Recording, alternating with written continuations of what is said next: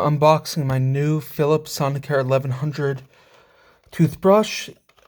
I had the old one which broke. I'll put out another video because the seal actually broke on it and water got inside the circuit board. It was actually running for a while because one of the moisture was clicking the button, and then it finally stopped. I tried repairing it without success, but the video could be informative of how to open it and maybe helps you repair your own one. I kept it around because it might be good as some replacement part for the new one if the new one breaks.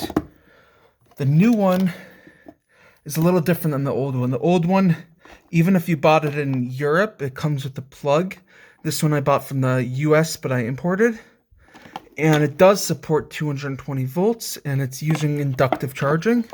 And then this is I believe it's two AA batteries that are rechargeable. And if you really want to, you could take it out and replace the batteries. I don't think it'll last much more than 2 years anyways, because this is pretty much the base model. Let's open it up. And I noticed something funny, a few things. Let me get it out for you. So they give you a 2-year warranty, and mine actually broke right after the 2 years, and I missed the warranty. If you're in Canada, you get an extra 6-month warranty if you sign up with their program. They give a good reason why they used adapters, because it's more sustainable, and they said if you need an adapter, contact them. Most people have USB to a normal adapter, so I would expect that to be fine.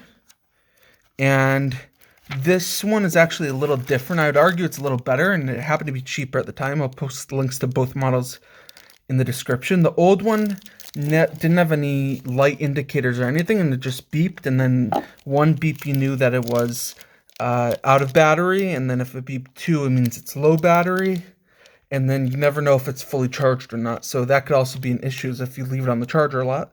This one actually appears to have a light indicator, and it's thinner and potentially even longer. Hopefully they improve the seal on this one. And then you get one head included, and you get their new charging dock, which is actually, it's different. It's circular, and then it goes to USB, and then you could power it with anything, and this works across the world.